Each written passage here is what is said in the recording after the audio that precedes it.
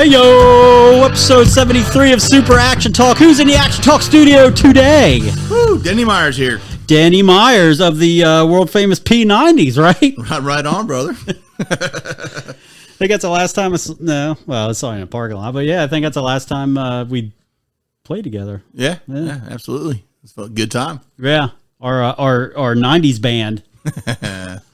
Kind of, yep. 90s cover band. I actually had a couple song suggestions I was going to throw at you guys. See if you.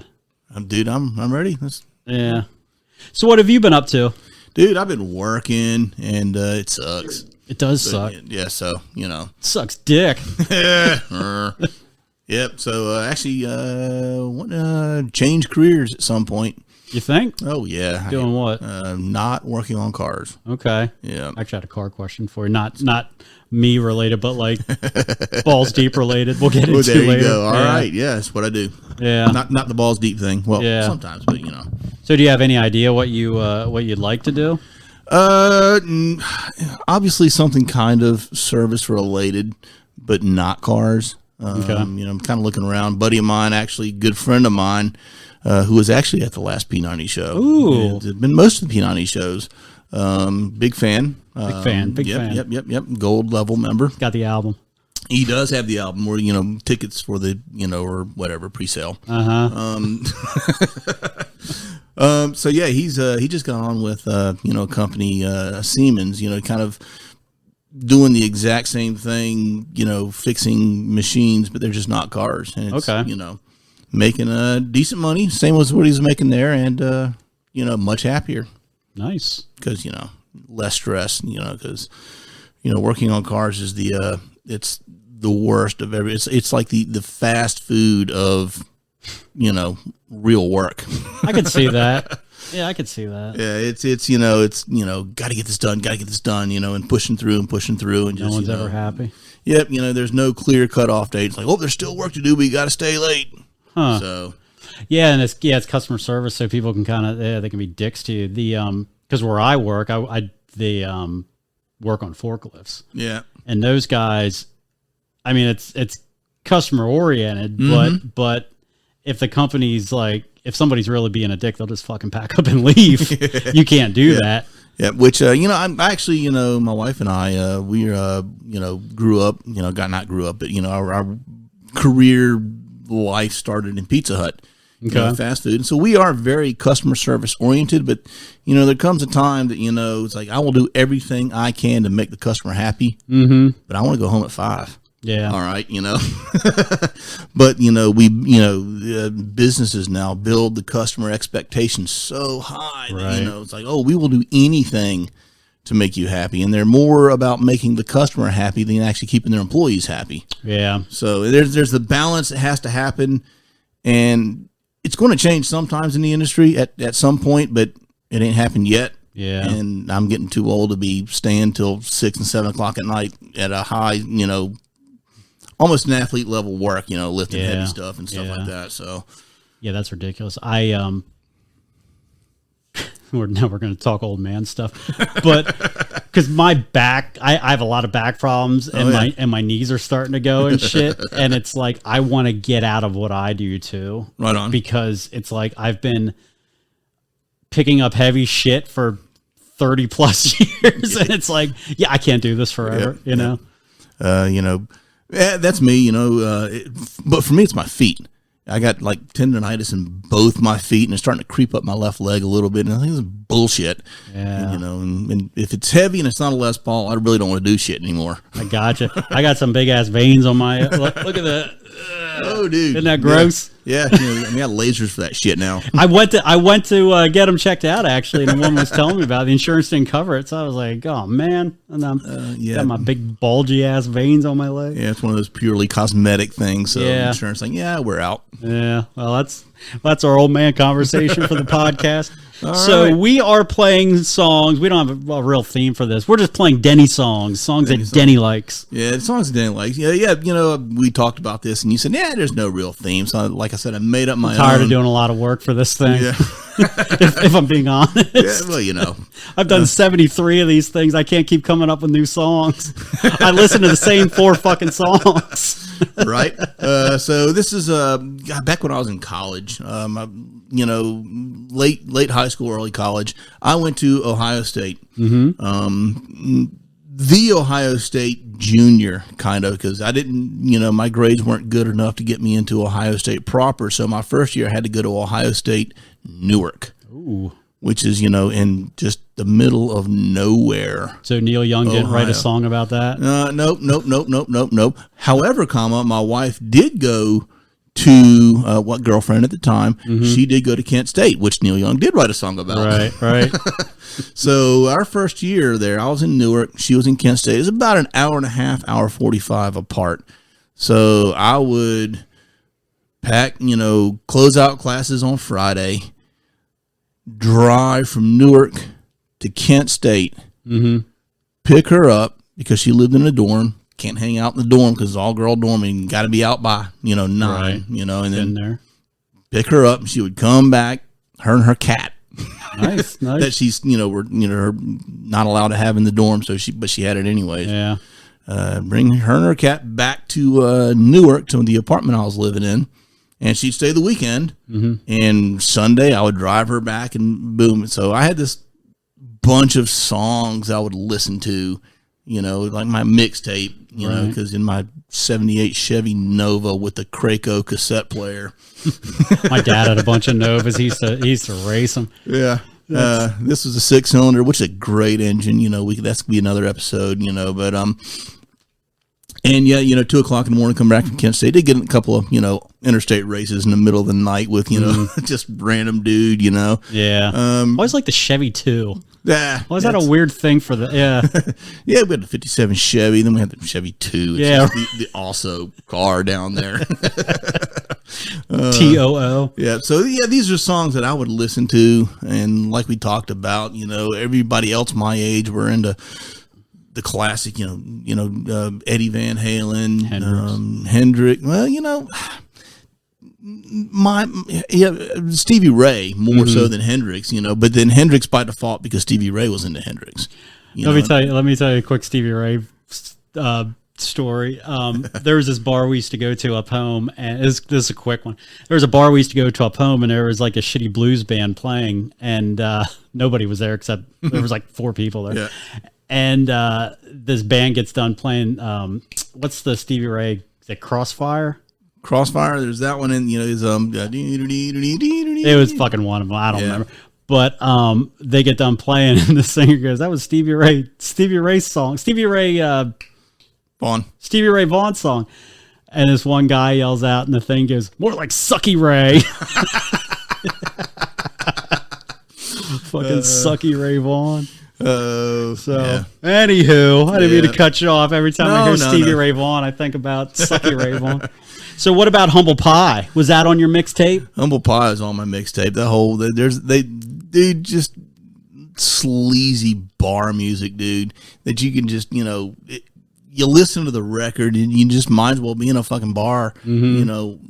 Close your eyes, you can almost see them. You can smell the cigarettes, dude. Stale cigarettes, beer, bad beer, just everything, and it's just so fucking good, of course, Humble Pie, 30 Days in the Hole's always a great song, but that's the popular song, right? I had to dig a little deeper, go, Hot and Nasty. It has this cool, just little sort of rolls into the intro, just doesn't really start, just kind of everybody just comes in and it's just all, right guitar, left guitar, you got the Hammond organ in there and just dirty, nasty, disgusting. Yeah, Humble Pie's not one you really hear about anymore. It's weird. No, and but God, they were so good, man. Yeah, man. I mean, cool. Geez. All right.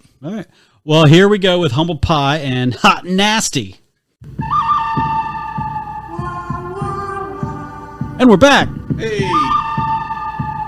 What's your favorite Western? You seem like a Western guy. Yeah, you know what? Kind of. And honestly, Unforgiven, a late Western, is probably one of my favorites. I like the last 5 minutes of that movie when Clint Eastwood's a badass again. Yeah, when he just fucking, I'm getting hammered. Yeah. He just kicks ass. I'll kill every motherfucker that ever walked the earth. Yep. Yep. All right, so Why don't you tell me about John Mellencamp? Man, got giant head. Johnny Cougar or Johnny Cougar? John Mellencamp. I don't know. This is just, I think it was Johnny Cougar at this point. No, actually, what we're talking about, this was later. This is actually after he, touched his identity and figured out who he was. Lost the Cougar.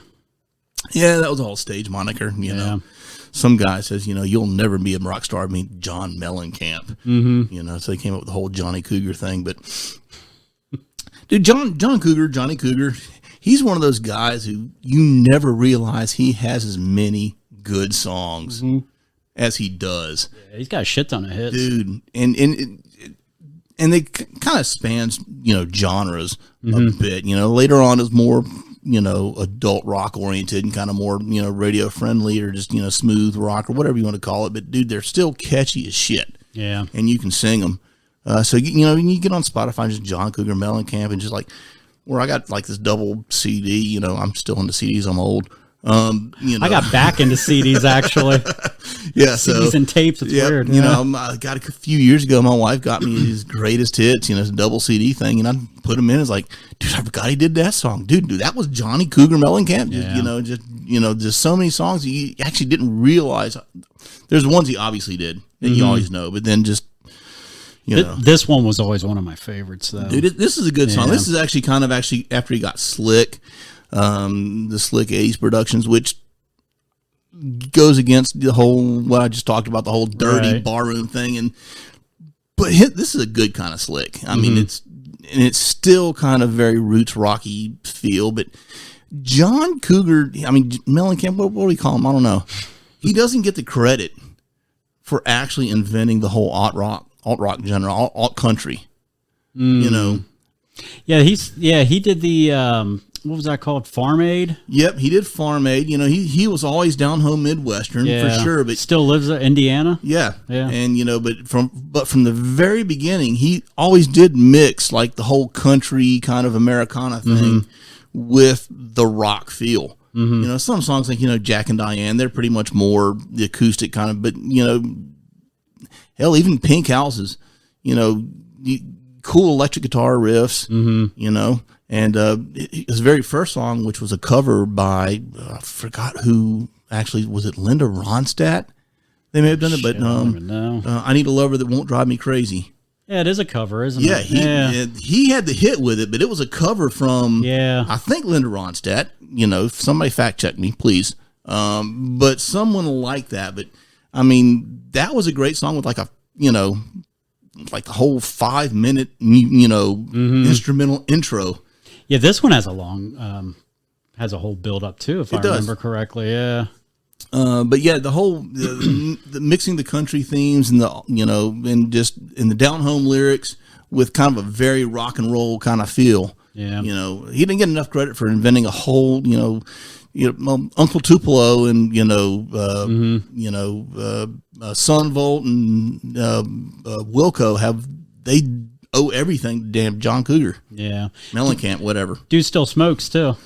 All these years later, it's fucking crazy. Like he never stopped. He smokes like 20 cigarettes a fucking he just keeps smoking. Never stopped. And he had great hair. Great hair, but like if you see him now, it's like he's just all head. Yeah, he's just a giant forehead, like a 5 head. Get back to the smoking thing. How weird is it now to see somebody who smokes? You know what? When I moved to Tennessee, I was shocked by how many people smoked here. Yeah, because like you would see it. Like I used to see it up home because of the fucking scumbags I used to work with. but I was really surprised how many people still smoke. It's not even close to what it used to be. Yeah, but being, I started out in the restaurant industry, and everybody in the restaurant smoked. They still do. Yeah, and I somehow never smoked. Hell, my sister smoked. Did your parents smoke? They did not, but that's usually what decides it. Because mine didn't either. They did not, but my grandparents on both sides smoked. Okay. Well, my mom saw him more so. My dad's mom didn't smoke, but his dad, my grandfather, smoked cigars, pipes, blah blah blah. And dad smoked cigars, so I guess he did smoke. Mom broke away from the chain. Everybody else in her family smoked like a chimney. Yeah. Yeah. But it used to be smoking, plus being a musician, people smoke all the time. I mean, it is cool looking. I will say that. I fucking hate it. I hate the smell of it. I hate all that shit. But like it does like look cool. There is nothing cooler looking than like Slash with the cigarette dangling out of his lips, or like the only reason I wanted to smoke was so I could take the cigarette and stick it up in the tuning pegs. Yeah, Eddie Van Halen, or my favorite was actually Gary Rosington from Skinner. Would play with the cigarette in his picking hand. Oh yeah, yeah. Just he'd pick and just and that's so cool, but so disgusting. Oh, it's so gross, but yeah, it's so cool looking. Now it's like vaping and shit. It's like that's like you're sucking a robot's dick or something. Penis. Personal electronic nicotine inhalation system. Oh, nice. So think about that, vapors. Yeah. I always wanted to smoke a pipe. I've never smoked one like Popeye. You know? Yep. In college, me and my roommates, thought we were gonna be cool, and we'd go get Swisher Sweets. Okay. And we went to I smoked one of those.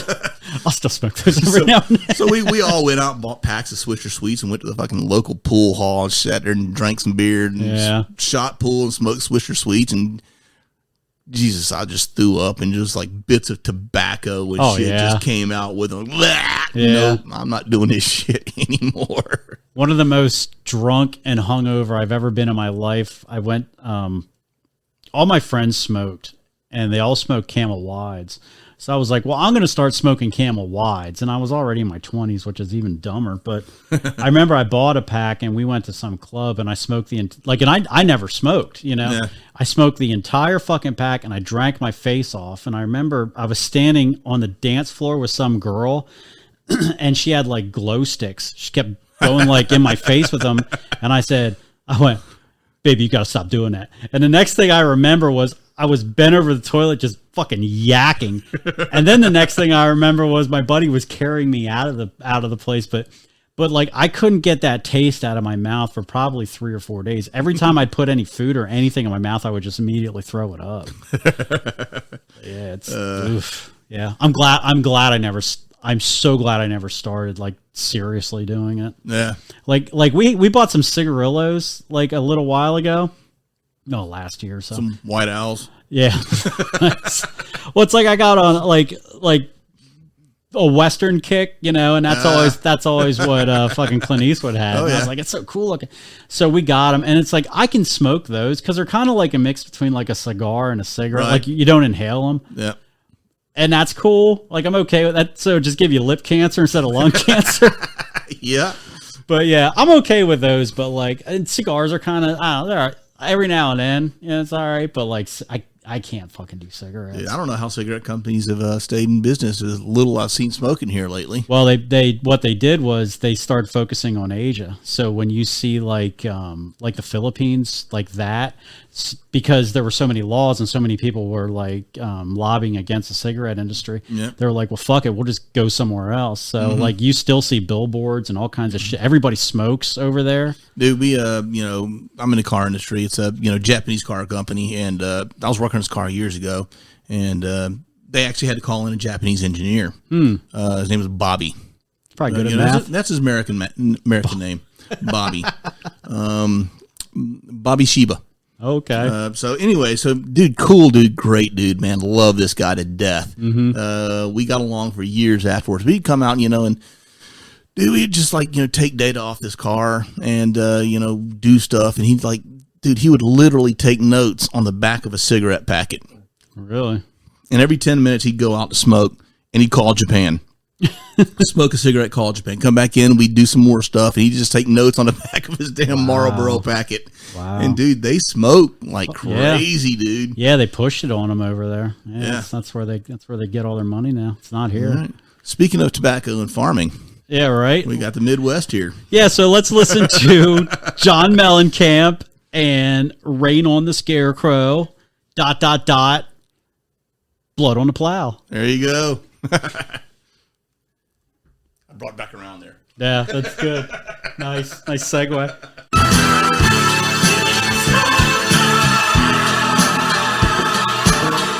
Hey, we're back. Hey. Caught me grabbing a beer. There you go. What is that? Oh, dude, Narragansetts. I'll show you one that I don't have in the koozie here. Hi, neighbor. Have a Gansett. Oh. Dude, this is very good stuff. Sold on merit. Oh, that's the Jaws. The Jaws I have beer. that T-shirt downstairs. Dude, it's good Yeah, stuff. is it? If you're into beer, it's you know, I like put it up beer. there with, and it's not expensive. It's, you know, it's right there with, like, you know, Yingling. Mm-hmm. You know, that kind of just, you know, it's like a Budweiser, but Budweiser sucks. And Budweiser does suck. I mean, not like Transway or anything. It's just like Budweiser fucking sucks. I mean, yeah, I'm not even going to get a whole political thing about even Bud Light and all that shit because, you know, it doesn't even matter because it's just shit. That's the least of their problems.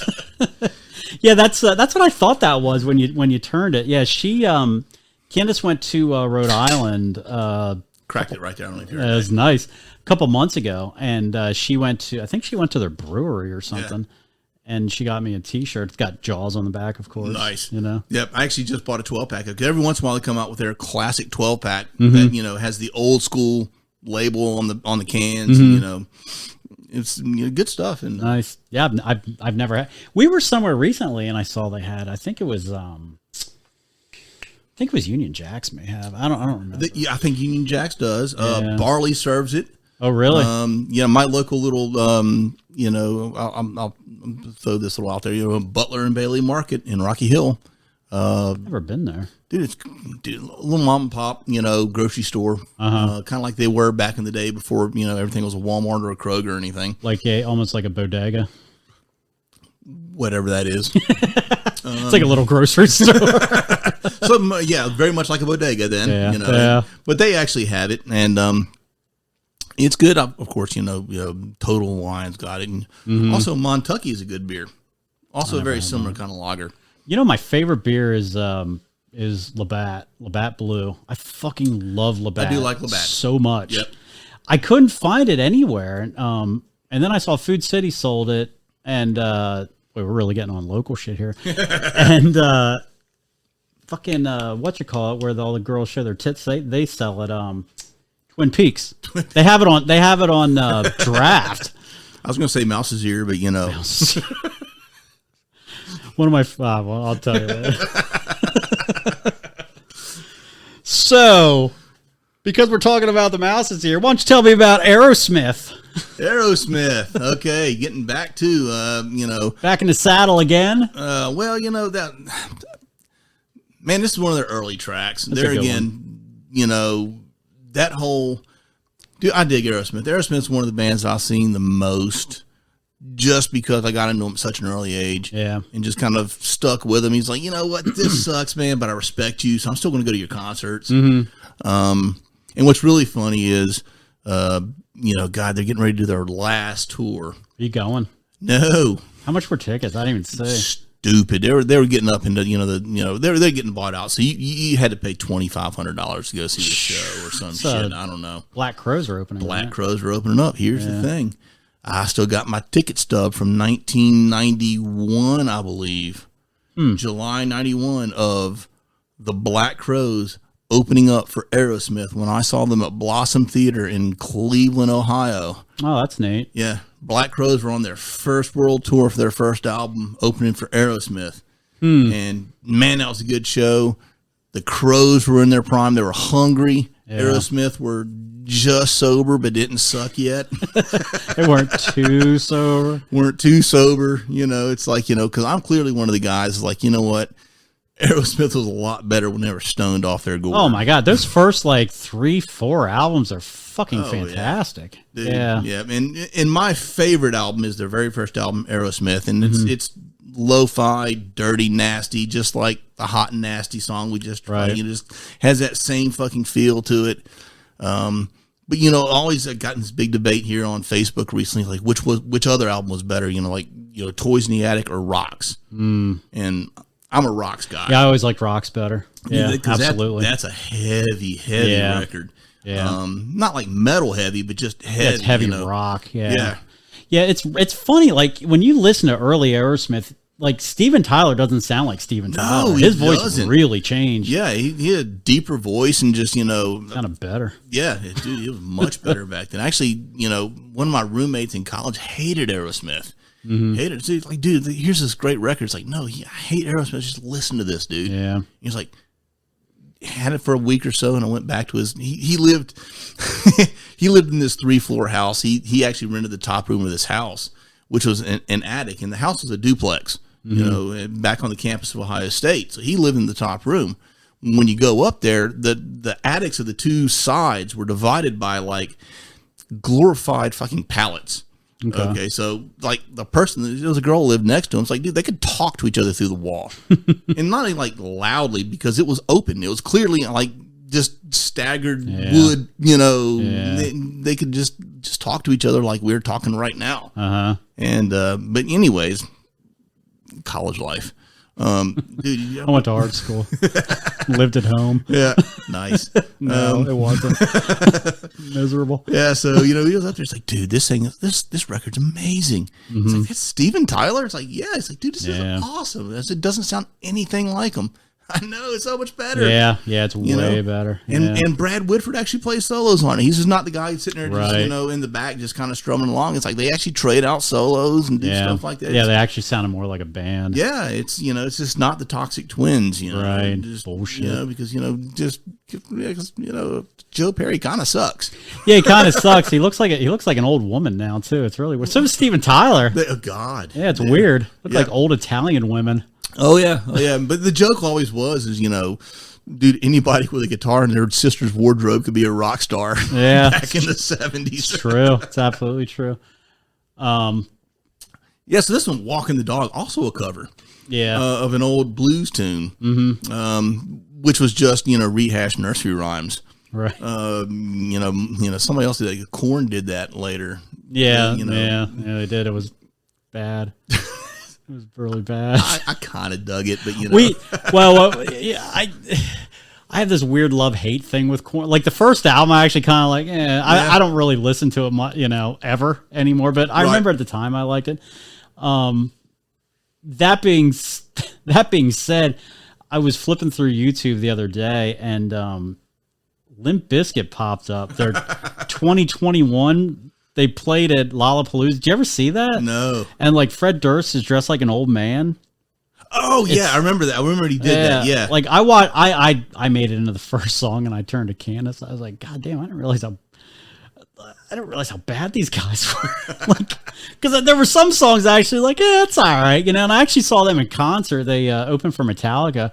And I mean, Fred Durst, whatever, he never really bothered. I mean, he's a douchebag, but he never really bothered me like some people, how they, he just rubs them the wrong way. But I remember at that show, first of all, they came out of a giant toilet on stage, which is kind of funny. But at the time, they were doing that cover of The Who, "Behind Blue Eyes." Did you ever hear that? No. Oh my God, it's awful, but you got to listen to it. So, well, didn't they do the George "Gotta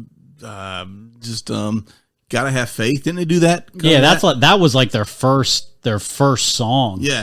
That actually didn't suck. No, they put their own. If you didn't have to watch them play it, right? They did their own thing with it. But they did The Who, "Behind Blue Eyes." Like, first of all, it's like, well, Fred Durst, I don't think he's ever tried to sing. He can't fucking sing. Nah. But so like there you go, that's so what you're in for with that.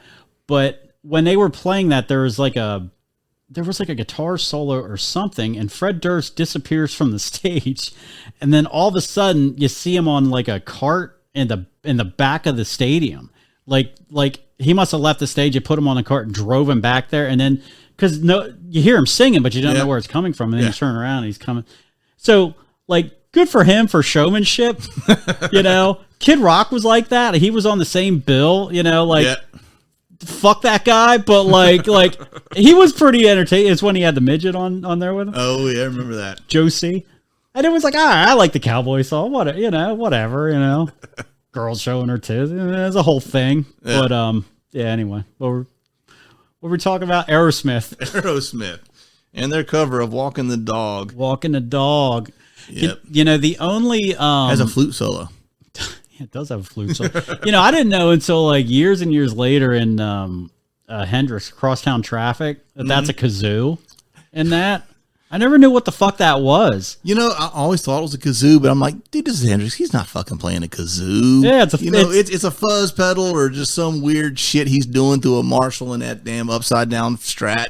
But yeah, it's a fucking kazoo. Like, yeah, like who would have thought that? You can buy those things electric kazoo. They stick a pickup in it. Oh yeah, and you can plug it into an amp and shit. It sounds like shit, but it's got run effects into it and stuff. Yeah, you can just mic a kazoo. Yeah, or you can just do that. Yeah, but I was thinking the only like later Aerosmith. Is there any later Aerosmith that you like? Guilty pleasures or otherwise? Honestly, I really liked Permanent Vacation when it came out because, dude, it was Aerosmith at the time, and they a lot of hits. They did not sign themselves off to just playing fucking cheesy ballads by that point. Right. Because that's what they turned into. And it's funny, I read an interview with Tom Hamilton, their bass player. Plays GNLs. Yeah. He's like, yep. They're talking about his new song. He's like, yep, it's a ballad. Who's surprised? Oh, yeah. We're making money. Oh my god! I mean, good. And so I can't dog them for that, No, So, but how much money do you need? Yeah, this is true. I mean, but they had a roller coaster. Remember that the Aerosmith? They had video games. We talked about them on this thing a long time ago. But yeah, it's like I get it. Get fucking paid. I am. Right. Listen, I am all for that. That's what I want to do. Oh, you know. But as far as like albums I really like to this day, actually Done with Mirrors, their first album they got back together because they did 2 records without Brad Whitford and Joe Perry, or maybe just 1 record. Oh, I don't know. They just did 1, yeah. Well, that was like in the 80s, though, right? Without Joe Perry, they had another guitar player. What, Draw the Line, I think, was without both Brad Whitford. Yeah, there was 1 record they had 2 other guitar players. Oh. Then they kind of broke up and they got back together. And before they got sober, and did this Done with Mirrors. And dude, that is a dark record, and I love it. Really? Yeah, it's got none of their big hits are on it. But they actually redo the Joe Perry Band's biggest hit, "Let the Music Do the Talking." But dude, it's a good record, and it was really cool because I had the cassette and Done with Mirrors. And everything on it was backwards, all the print.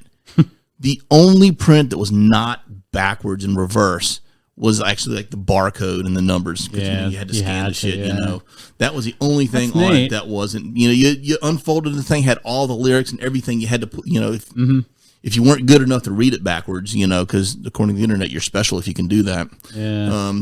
You had to hold it up into a mirror. That's a good idea. I might have to rip that off. Yeah, dude, just everything, the cover, everything, all the print was backwards, Done with Mirrors. But that was a good record. It's dirty, dark, not quite as danky as their first record, but I liked the riff in Eat the Rich. That's probably it's probably one of my top 20 riffs of all time. Yeah.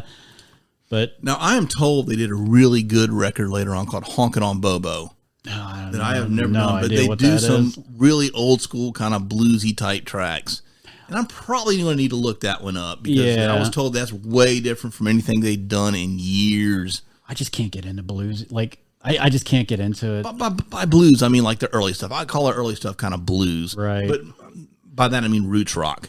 Well, it's like the Stones put out a blues album I don't know, 5 years ago or something like that, and everybody's really saying how good it is, and it's like I can't. First of all, I have a really like if I'm being honest about the Stones, to me they're a greatest hits band all day long. They have a lot of good songs. Yes, I'm never gonna say otherwise, but they have way more shitty songs than good songs, way fucking more. Well, yeah. But I mean, they've been around for 80 fucking years too. Yeah. So what do you playing the odds? There was a period in time there where they could not do wrong. No. There's a 2 record span there, Sticky Fingers and maybe one other. They're just God, amazing. They're the best Americana band to ever come out of Britain. Right. Before Americana was even the term. Right. Did you know that reminds me? The band Foghat? Yes. Did you know they were British? No. Isn't that weird? Yeah, I didn't know. You'd think they'd be from fucking Detroit or something, or like. Okay. Oh, funny thing here. You just got me on this fucking tangent. That's what we do here at Super Action Talk. Okay. So here's the thing. Like, you listen to guys from, British bands, right? Mm-hmm. They're playing their songs. Dude, they sound American. You can't tell they're British because they have no accent, right? Right. Here's how you know that current country music is fake as shit. They sing and have an accent. Like a twang. Like the twang, the whole country. She loves my tractor, right? Whatever the hell. Yeah, and they have this thick country accent when they sing, but when you talk to them, I've spoken with a couple. They don't. Yeah, they're throwing it in there versus like a true artist, not worried about trying to make waves or sound a certain way. They'll have this. Led Zeppelin. I mean, you hear interviews with them. They are British. They're British. They are British. But they sing and it's like, oh, dude, I can understand everything they're saying about hobbits and shit. Because they're ripping off old black guys. That's why. Well, there may be that, but even fucking not Mel. Who's the guy who stutters when you talk? Mel stutters. Yeah, just he was an old country guy. When he speaks, he stutters. Oh, I don't. But when he sang, he'd never had a stutter because he would always talk about he had a stuttering problem. Whenever he sang, nobody would. Was it the one that just died or not just died? Drink a beer, forget everybody's name. I don't know. So, people are banging their heads against the. Two people are banging their heads against the radio right now. Yeah, right on. So. We saw Charlie Crockett a couple weeks ago. Speaking of country, did you ever listen to him? No, I know the name. It's so good. It's like, because I'm not a country guy. I like Waylon. And Charlie Crockett, and there's a couple others in there that I like. But I wasn't raised with it. It's like I had friends that listened to it and shit. But Candace knows all that stuff. But I really like Charlie. I played some of his shit on here before. Right. It sounds like old country, you know, and old country I respect. I really do. It's not necessarily my genre that I would play or write to, but there's a truth to it. I was thinking while we were there, I was like, man, I really got to start a country band. It's like the only genre where it's like you can really still make money in that shit. Oh yeah. Like, dude, we ought to start we got to learn how to play better. like a country cover band. Yeah. Like how Skank Banger does that with hair metal and shit. Do that with country. Get some chick with big tits to sing Dolly Parton songs, and then but I mean those guys can fucking play. Good. Yeah, that's the thing, man. Yeah, I can't. I can't. I can't do that. The chicken picking those guys just I can play a scale, but my scale's in a box. Those dudes play a scale up and down a string, dude. Yeah. And it's like, I was watching that fucking band, that Charlie Crockett's band. It's like, because he plays guitar, but he's more, rhythm. And it's just like, it was an upright bass player. He'd switch to electric every now and then a drummer, and then a guitar player. And I'm just like, Jesus fucking Christ. It's like, I just want to quit. They're phenomenal, They're so good. Me not being, the same as you, I'm not really a blues fan. I appreciate it. And there's certain blues guys that I really like, not that I'm into them, but, in country, I'm not really into, but I can say in my life, I'm glad I really got to see, Willie Nelson in the 80s. Oh, wow. At a fairly small venue. Huh. And then I got to see, B.B. King in the late 80s. When he could still stand up and walk out on stage on his own. Before he had the Beatles. Yeah, the Beatles. Did you ever listen to that album? He has this one album from the 60s. It's probably the blackest album you'd ever hear in your life. It's like, it's live. And I forget where he's playing at. But it's just people yelling. And he's just, doing his one finger solo shit. Dude, it's like, I don't really care for the blues. I don't even know if that's what you want to call it. Right. But man, it's fucking good. It's just so black. I love it. BB was a phenomenal entertainer. I'm really glad I got to see him. Willie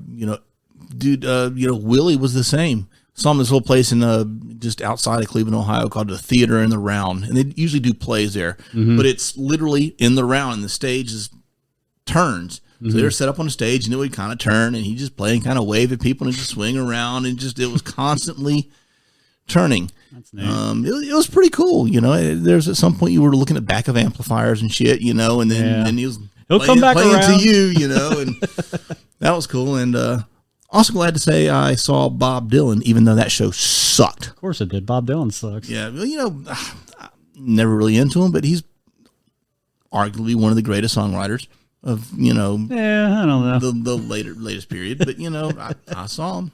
I don't care to ever see him again. Where'd you see him at? Saw him at the Tennessee Theater. Merle Haggard opened up and blew him off the stage. Fuck yeah, he did. Merle Haggard was amazing. Yeah, I bet. Wow. Didn't know a single song really, but dude was a performer and played to the audience. I was like, dude, yeah, he was awesome. The wife really likes him. That's cool, man. I remember I had a chance to see the Ramones, and because they're like one of my, if not my top band, top two of all time. And I had to be in high school, and I was like, I don't know, I'll catch them next time. They fucking, then they just start dropping dead. I was like, ah. Yes, I never saw them. Anywho, so what were we talking? We were talking about Aerosmith, weren't we? Right on, yeah. I think we've done with that one. All right. Well, here we go with Aerosmith and an old blues tune, which we don't like blues. We don't like the blues, but we like this one. Walkin the Dog. That's a classic. What is it? This is the third time you've been on here, right? I think it is, yeah. I think it is. Well, then you know what time it is. Lord. Balls deep. Man, do you still do that? Because, you know, my mom's going to listen to this. Is she really? No. I'll stop. I'll stop all the cock talk then. Balls deep. All right, so we were talking about vehicles earlier. So I have a balls deep vehicle question for you. It's actually like a three-parter. So what is the best vehicle you've ever owned, the worst vehicle you've ever owned, and what's a vehicle that you would like to own? All right. Balls deep. Right on. Best vehicle I've ever owned. Well, because you've had a lot. I've had, it's unreal. Because, you know, when you're a car guy, you go through shit. Mm-hmm. And the best vehicle is a hard thing because being a mechanic, I buy cars that I know need fixed, right? So right. We've had a few new cars, but we never seem to keep them that long. Mm-hmm. Because they're a payment, and it's like, why make a payment and, you know, get this other car? I can tell you the worst car I ever owned was a 1984 Chevy Citation X11. Ooh, an X11. Which was actually a cool car. Uh-huh. But I bought it at a buy here, pay here for $400. Uh-huh. And the engine seized up on my way home. What year was this? This was 85. 91 maybe. Okay, so it wasn't like really old. No, it's 6 years old. And okay, so since we're talking about cars and shit, right? You know, in 91, that 84 just seemed like an old car. Mm-hmm. Hell, I was driving, you know, previous to that, a 78 Chevy Nova. Hell, when I was in high school, I had a 78 Chevy Nova. Mm-hmm. Okay, I graduated in 89. That car was, when I got it, maybe 10 years old. Mm-hmm. It was an old car. Right. Dash was cracked on it. You know, AC was long gone. Probably hadn't worked in 9 years. You know, it was just, it was an old car. Mm-hmm. Today, 2023, a 9-year-old car is a, you know, 20, do math here, 12. Yeah. And it's probably perfect. There's probably not a damn thing wrong with it, and can probably go for another 100,000 miles. Cars are built better now. Cars are built better. Cars are, it's unreal. It's like, you know, people now talk about, you know, I got a Civic. It's not that fast. Dude, that Civic is faster. Oh, yeah. Faster than muscle cars. Than most muscle cars back in, you know, the 60s, you know, until you got to like the 454 SS or whatever. I mean, cars are stupid fast, stupid reliable. You know, I remember back in the day, you had a new car getting ready to go on a, you know, a 8-hour trip. You packed extra points, extra spark plugs, just, you know, coolant, hoses, just in case. And that car was a year old. You know. Yeah, it's fine. Candace and I were on a highway or something not too long ago, and there was like a 60, I want to say it was a 67 Mustang or something like that on the highway. We were driving her Subaru Crosstrek. She's like, "Oh, that's nice." I was like, "You know, this thing's faster than that, don't you?" Oh yeah. I think Road Track, one of those magazines, actually did, you know, a comparison between like the old Ferrari 328, the Magnum PI Ferrari, and the current year Honda Odyssey minivan. Dude, those things fucking move, man. The minivan outpaced it, outhandled it. Yeah, you know, got better gas mileage, hauled more beer. Yes. It's just a way better fucking vehicle. Oh yeah. And it's just, you know, people just take it for granted. Yeah. No. Now that being said, real quick, we'll get back to your picks real quick, but it makes me think because there's two cars that I want.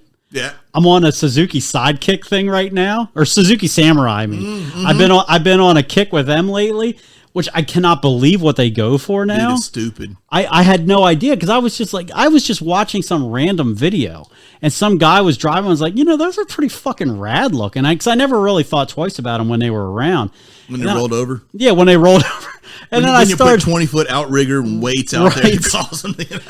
But I just started looking. I was like, I wonder what these things go for now, because I could probably work on that, you know. And it was like, you know, $5-6 grand, and then, you know, if you want all the off, it's just like, holy shit, for like an 88. Dude, I remember when they were out there. I remember going down to, you know, my first year. So I don't know.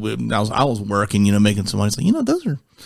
I'm gonna go drive one. And I went down to the dealership and you know, drove a couple. I was looking, dude, they were $49.99 new. Wow. Back then. I mean, and they're worth that now. It's you know, it's insane. And nice ones are even more. Yeah. So. Yeah. I can't, but like, well, the other car I want, because my first car was an 85 GTI. I fucking love old Volkswagens. Dude, oh yeah. And I look for them every now and then, and it's like, first of all, if you find one that's been like unmolested, 40 grand, you know, it's like, especially like a GTI 16 valve, you know, it's like, so that's out of the goddamn question. So then all the other ones you find, you know, I mean, the car is 40 some fucking years old. So it's like, how many people have owned it? It's usually kids.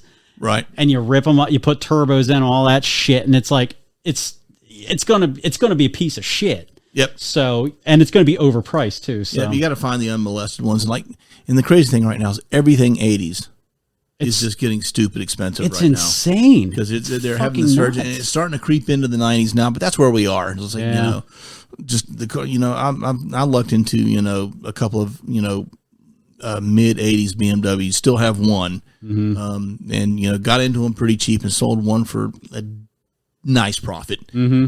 Just because, you know, I didn't realize where they were when I got into it, and apparently neither did the guy who sold it to me, because he was the original owner of the this 87 BMW. What kind was it? 325 IS. Okay. Nice car, red, you know, just great shape, you know, all the records. Guy was an engineer, kept every damn record, you know. Like, oh wow, this would be the car to buy, you know. It's been well maintained. And then I bought it, and then I saw on Facebook somebody posted this, you know, an earlier, like it was an 82 BMW. I'm on this page and like, oh, look at this one that's selling for like $16,000. You know, I'm looking at this like, dude, that's my old car. Yeah. Seriously, not like just like my old car. That was my old car that I sold to this guy in Connecticut for $6,000. And, you know, thought I made a pretty good deal on it. He sold it like 6 years later for $16,000. I'm like, well, Jesus. Well, what are these cars going for now? And I look those up and like, holy cow, those are crazy money now. Wow. Yeah, it's weird. I would have never because you used to be able to get that shit for nothing. Dude, I can't tell you how many of those old cars I bought for like $500 sitting on the side of the road, just, you know, and just fix them up, turn around, sell them for like, you know, $2,500. I made a good profit, you know. Yeah.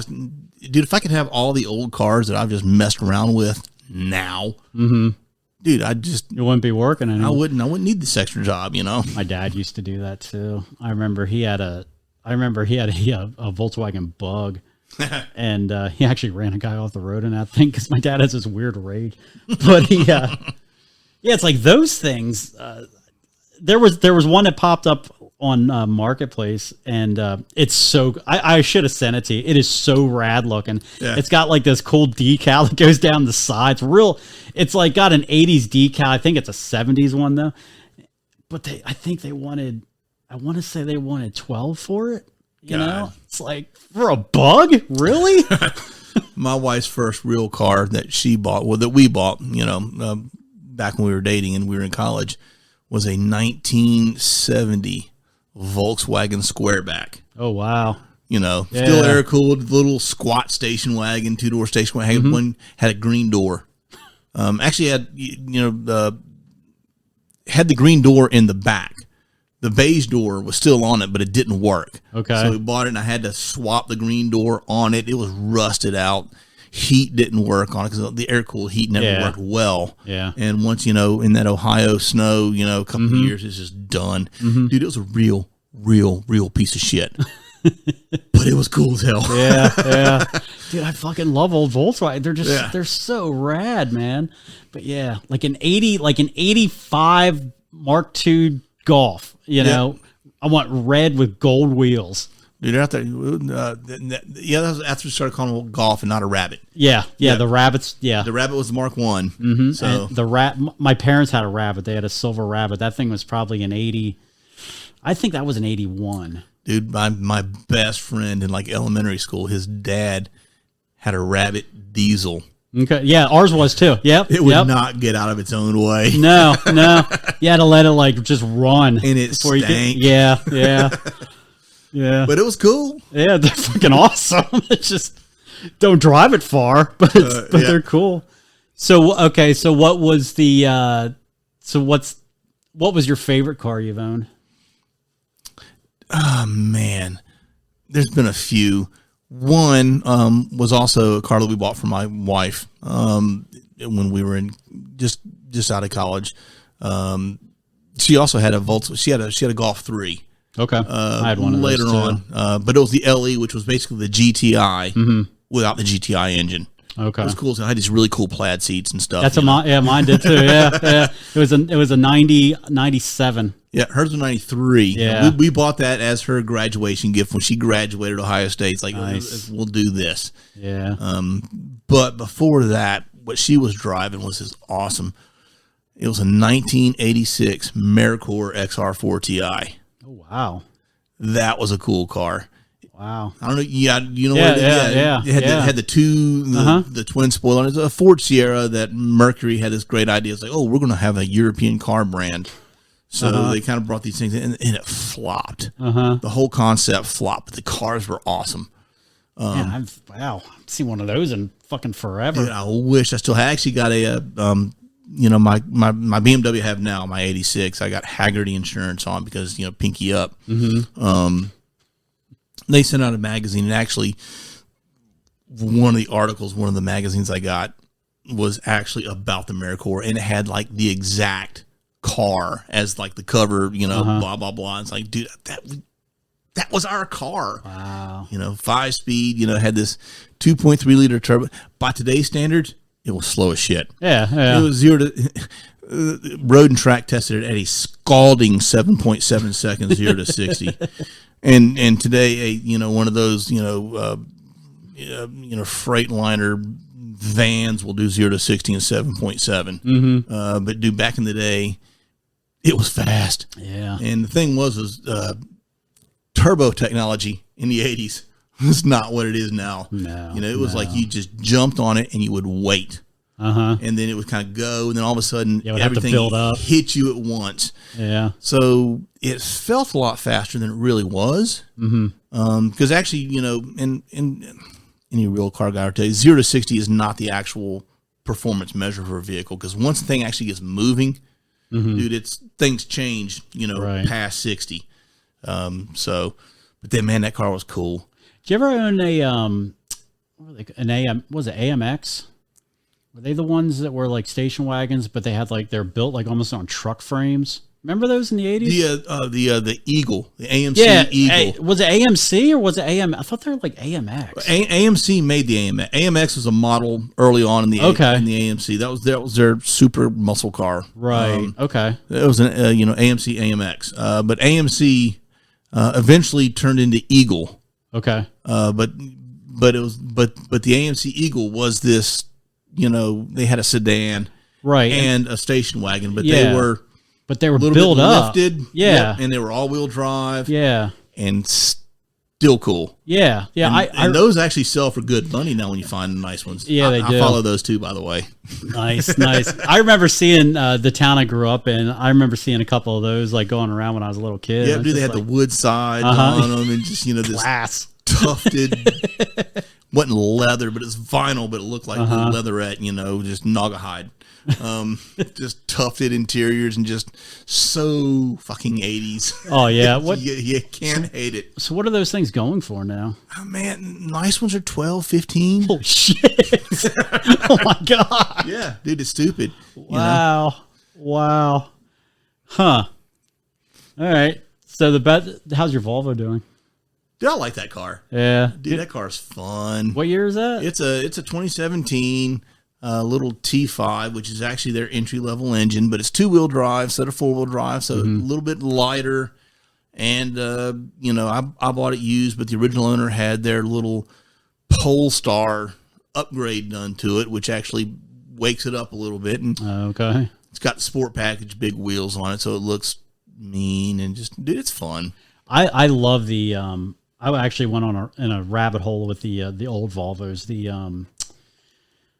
what is that the model? Little 240s, right? I think we talked about. Yeah, that. the 240. Yeah, big, long, square dude, ones. I love those goddamn things. Like my grandfather had one growing up. Yeah, and I remember the seats in those. They were like the hard plastic, and you could like see through it. It was like, man, and it just, it was slow. It's a fucking box. Like there's no aerodynamics to the thing at all. Dude, it hauls a lot of gear though. Fuck yeah, they're cavernous, man. Those things are awesome. The other thing, now there's all these cars I want now. There's more than I want a Honda Element. I want an all-wheel drive red Honda Element. I love those cars. Like I used to have to drive one of those for the one job I had. Right. You can get so much shit in those things. And I was actually in a band with a guy, a guitar player had one, and you could put everything in the fucking they're just square. Yeah, and it's like everything folds up into itself and shit. Those are pretty cool. The first ones that had like all the gray plastic parts. Yeah, I didn't like weren't those. as cool. But once they started painting them body colors, I thought, I can get into this. Yeah, dude, those things. If they built those things new now, they'd probably be like, what, $60,000? Wow. Yeah, everything's expensive now. Yeah, it's stupid. But the current run of Volvos, which I think they're getting ready to quit doing wagons, just do straight on SUVs for everything, which I hate. That's dumb. But mine's a V60. Uh-huh. It's the smaller one, but they make a V90, which is damn near as big as the old 240. Really? And just, I tried, they got one for sale down there. I was like, talking to my wife, like, we can go. That's a grandma car. Like, yeah, but it's an awesome grandma car. Because it's all-wheel drive, too. Yeah, it's the XC, so it kind of sits up a little bit, and it's, dude, but it's awesome. It holds a lot of gear, so, it's a grandma car, Put a spoiler on it. I like station wagons, Dude, I love station wagons. I wanted a Dodge Magnum so bad. It looked like it was like a hearse. Yes. It's just a big fucking hearse, with a giant V8 in it. Oh my God, those things are awesome. They were cool, but they were Dodges. Yeah, that's the problem. Audi had a station wagon. A guy I worked with had one. He had it lowered. Dude, Audi wagons are awesome. And it was like, and he sold it, and I was like, dude, I would have bought that fucking thing from you. It was Mercedes makes some nice wagons. Okay. Some older Mercedes wagons that you can get probably fairly inexpensively. Yeah, but the Europeans are into wagons. Yeah, and they're like, "Oh, Americans hate wagons," and they do, and because we're stupid. Yeah, let's get a big ass truck. Yeah, we gotta have our shit lifted on 35s, and fucking roll coal and all this kind of shit. Well, it's like everybody else has a big vehicle, so I guess I need one now too. It's like, yeah. Yeah, it's like I got the the taco down there, and I like it. But I like the first generation the best. The first, and I like the second one too, but I like the first the best. Yeah. I like that size. Right. You know, and you don't see that sort of size, like the S10s. Mm-hmm. You don't see that size truck anymore. No. You know, it's like, it's such a good size, you know. Well, now you got the Maverick now, which is probably about the size of the original S10.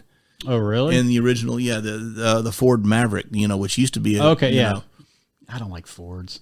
Well, you know, yeah, but you know, but I had a Mazda, and I know they're the same thing, and I love the fucking Mazda. It's whatever. Yeah, I bought one of those new Mazda pickup trucks in the early 2000s. I think it was a 2005. I bought it back when Mazda was down on Kingston Pike on the hill there, and they would advertise $99.99. New Mazda pickup truck, B2300. So I went and drove one. It's like, yeah, you know, I can fit a lot of gear back there. Yeah. This is I want to buy this. And I was like, oh, well, okay. I mean, do you like the white? It's like, well, do you have red? Oh, we have red. That's $300 more for red. Really? Fine. What's that per month? 60 cents over 65, yeah, you know? I'll take it. So I got that, and you know, the very first gig I went to, got loaded into, I think it was actually at the Corner Lounge. Loaded all my gear in the back of that thing. Went and unloaded, played the gig. I'm loading out at 2:00 in the morning. I set my $3,000 mattress in the back of that thing. I turn around and walk back in to get the rest of my stuff. I'm like, dude, I got a $3,000 amplifier sitting right here in the back of an open pickup truck bed. Not a very good part of town either. This is not the best vehicle for loading out for a musician. No. So I got rid of it. I sold it to a buddy of mine shortly thereafter. And, dude, he still got that thing. It's got 300 some odd thousand miles on it. Wow. And he's like had to do nothing to it. Wow. Of course, but it's basically a Mazda. Right. I mean, it had entire Mazda drivetrain to it and a Ford body.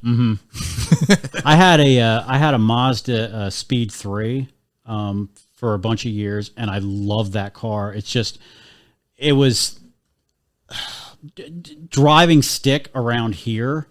It just fucking sucks. Like on the back roads, it was great. Yeah. But like it was fast, and it was basically a station wagon, you know.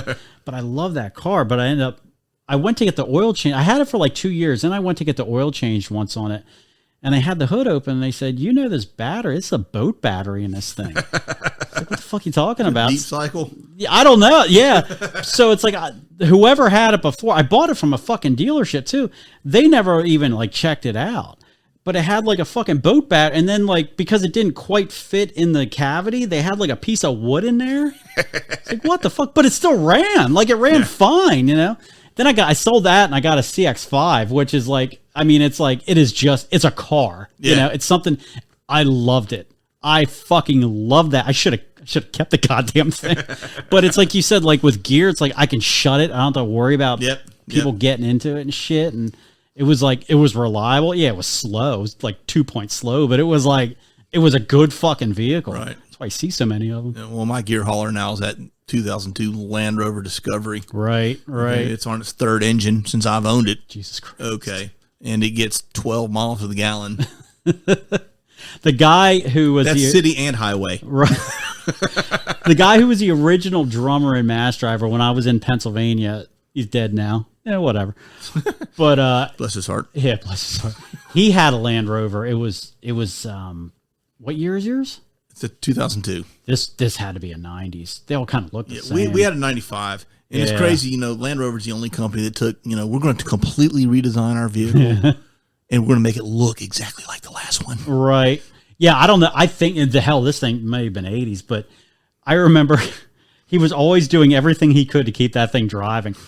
And I remember riding with him. As soon as he would turn the key in the ignition, every fucking light in that thing would light up. Yep. It was like a Christmas tree, you know. He's like, it's all right. It's fine. Hashtag Rover life. Right. I've got ours for heat. There's no lights on it now. Got them out. You know, got a good engine in it for now. And just it's a labor of love. And people come to me like, man, I love your Rover, man. I mean, I'm thinking about buying one. Don't. And if you do, don't come to me because I hate working on mine. I don't want to work on yours. Yeah. So you sold the FJ, right? Sold the FJ. Yeah. Sold the.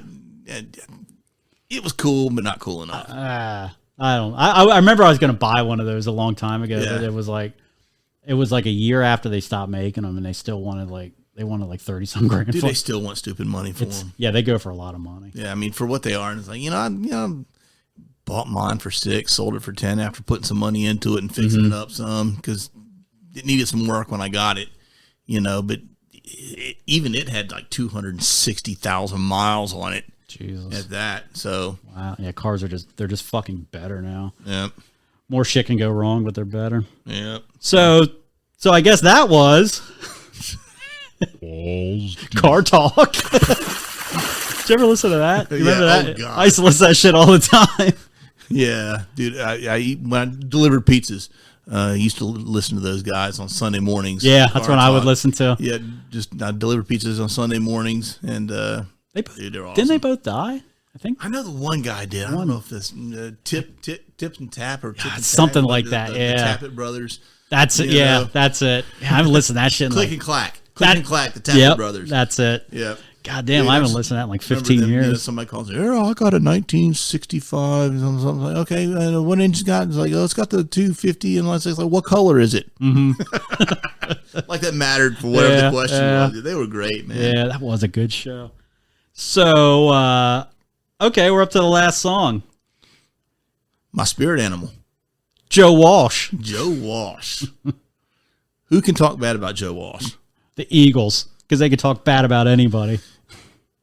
But even then, Yeah. people can go, I hate the Eagles, but Joe Walsh. Joe is Walsh, cool.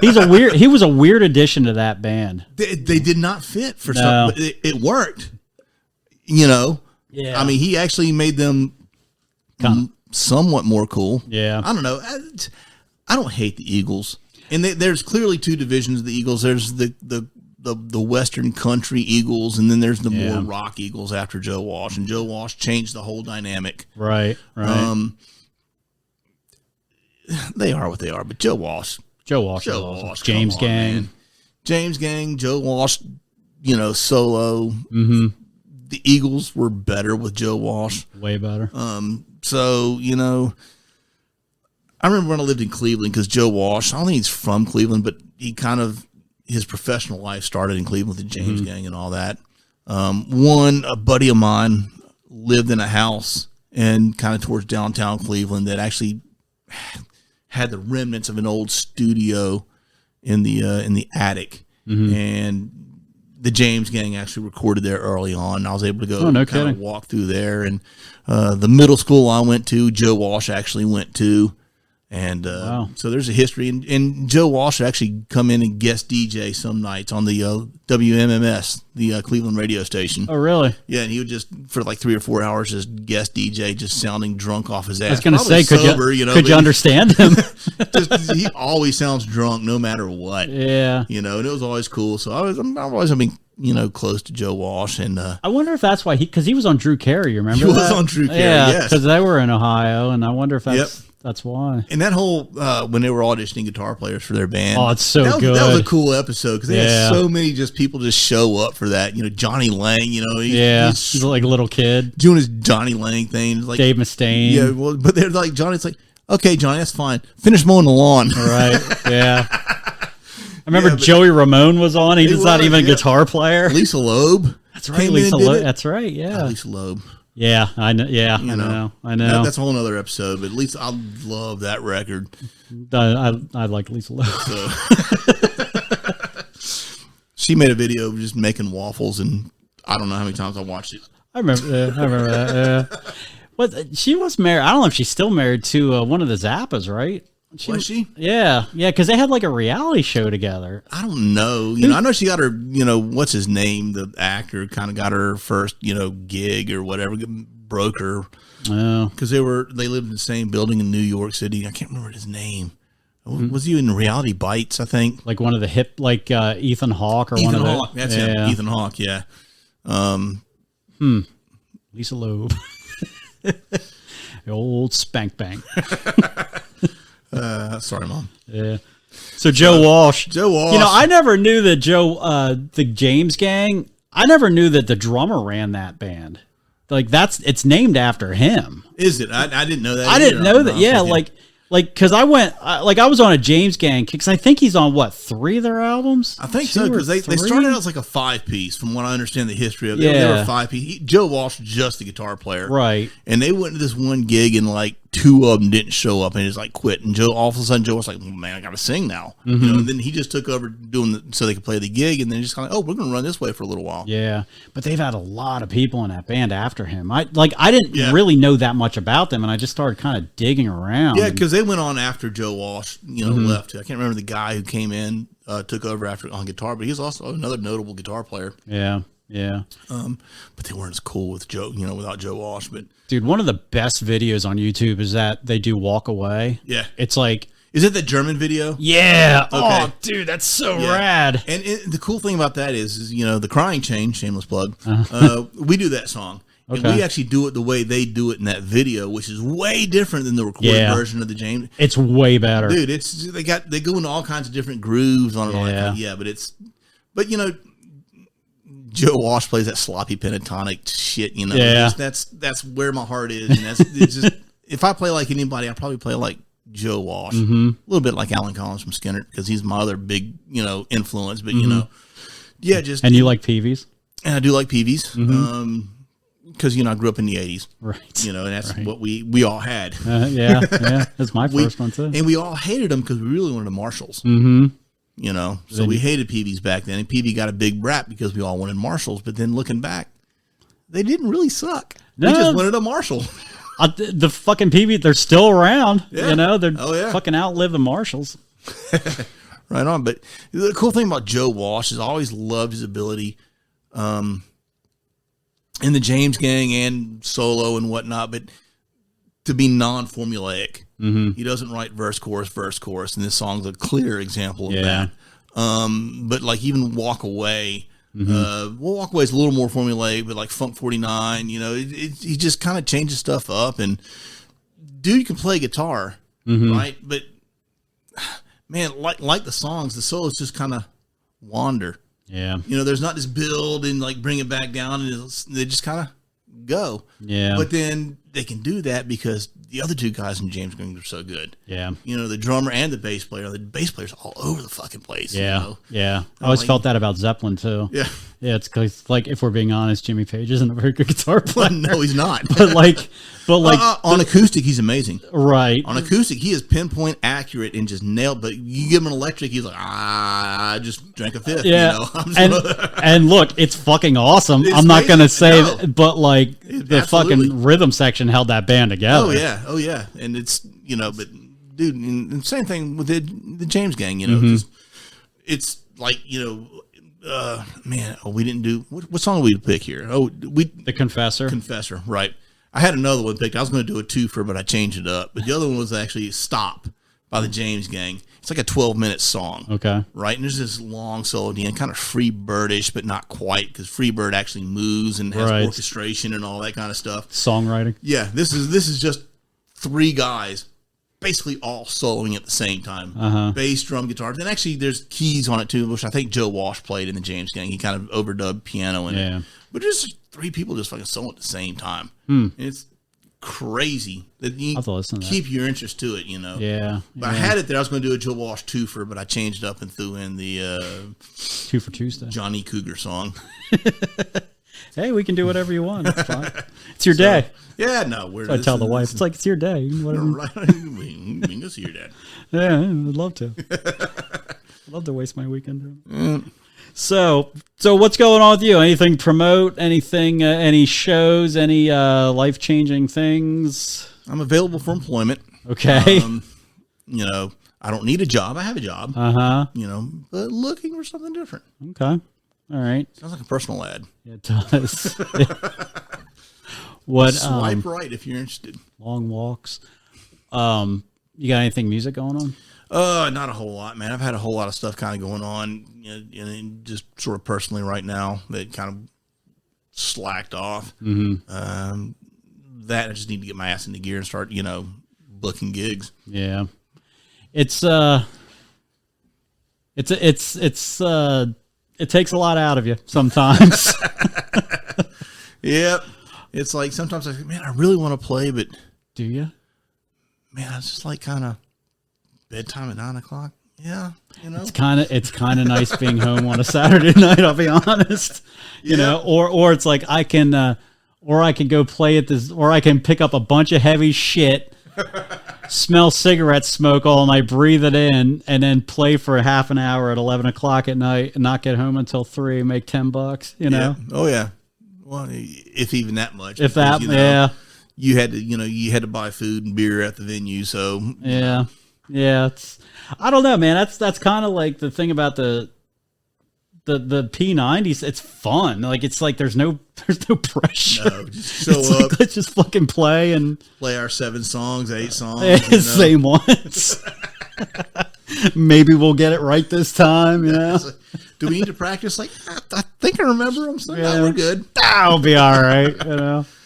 No, but you know that's the goal. It's like, you know, it's so hard now because people want you to play 2 hours, 3 hours. Fuck that. You know what? I just want to go. Not that I want to play festivals. No, but you know, it's pretty cool to go and, like, you know, I want to show up. I want to play my ass off for 6 songs. Mm-hmm. I don't want to watch some other dudes play. Some other people. You know, give them a hard 30. That's always what we've. Yep. That's always been the MD way. Hard 30 and get the fuck off the stage. Yeah. Yeah. So. All right. Well, cool. Well, yeah. Well, if you are hiring, there you go. Get a hold of us and we'll forward it over to Denny. Yep. So the Confessor, the cool thing about this song was I think it actually predates the whole Bon Jovi Western theme. Oh, yeah? Yeah. Before he was a cowboy? Before he was riding that steel horse? Before he was wanted dead or alive. You know, because it really starts out with the same kind of feel and then but there's no verse, no chorus. It just kind of wanders until he screams at the end and it's done. Nice. And so ties into one of the things I love about Joe Walsh, man. There was a guitar player I played with back when I was in a metal band. He would only show up every now and then. He played a white Strat. You can always remember people by what they play. Yeah. But he played a white Strat, and then he had one of those like cowboy what do you call it, trench coats, and he wore a big hat. And we used to call him Richie Sandbox. He was terrible. He had real long hair. That was in my metal band. Chaos Theory was the name of that. Was that here? No, okay. That was this is a long time ago. We were so bad. Because I think you described a guy who lives here. They live everywhere. They do. Richie Sandbox. R.I.P. All right, well, I guess that's the show. Unless you got anything else to promote. Oh, I always forget to promote our shit. Go, superactionrock.com. Buy a t-shirt. God knows we need the money to pay for this album. We're on the YouTubes. I'm trying to get that up before we have new videos. And then all the other social shit, I don't really post on there much anymore because it fucking drains me. Hashtag. Yeah, hashtag Super Action Rock.